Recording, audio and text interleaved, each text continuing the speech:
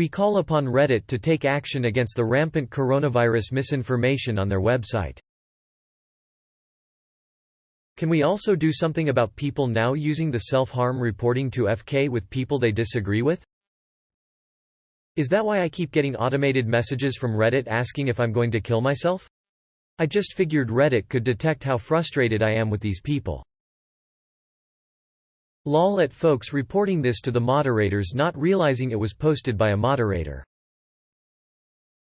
Don't go to Reddit for medical advice. Don't go to Reddit for any advice. Hey, I wouldn't go that far. There are some solid hobby tips you can pick up over on Warhammer 40k. Got me interested in miniature painting and building. Great advice over there, generally. The less important the topic, the better the Reddit advice. Questions on painting tiny men? Outstanding info. Medical info? Total shitshow.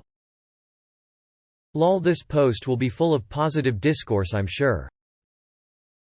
I don't know, man. Reddit is supposed to be an open forum. You got racists, idiots, losers, good people, geniuses. Moderating conversation seems like an impossible task, and aside from some guidelines that dictate when to shut a subreddit down, IDK. I feel like it's not really Reddit's responsibility to make sure everything that everyone says is above board. But that's just me. Edit. Guys, don't miss the some guidelines that dictate when to shut a subreddit down part of my quip. I'm not saying all hands off. I'm saying centralizing the power to censor is passing the buck and not really a solution. Reddit has banned many communities before, for very good reasons. A lot of communities have been banned in the wake of violent crimes that resulted in deaths, where the perpetrator was linked to said communities, which frequently advocated violence.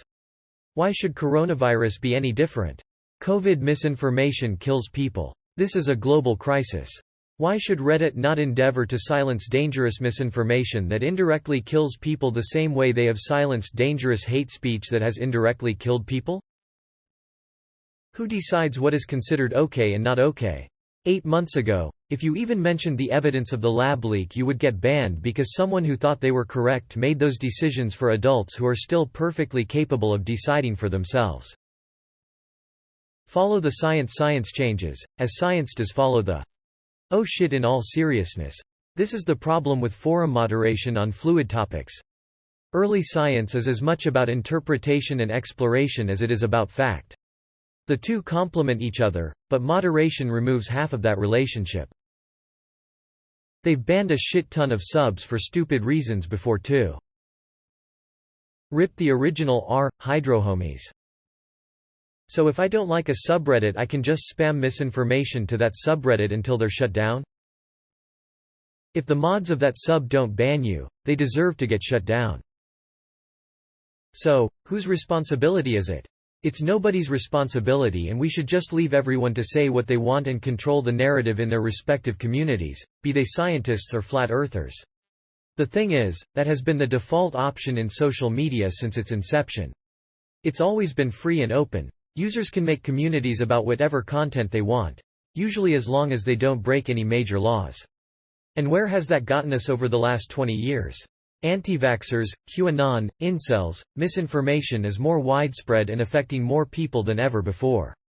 The last 2 decades have proven that if you let people say whatever they want in their own echo chambers, you end up with large numbers of people who fervently believe utter nonsense because they've fallen into a community where those beliefs are widespread, and it's very, very difficult to pull them back out again. And there are serious real-world consequences because of that. I wish we could just let social media be open and free and it would police itself, but it's very clear right now that it's not working very well. So if you don't want the platforms themselves to police their communities, then what do you do? You have the narrative exactly backwards.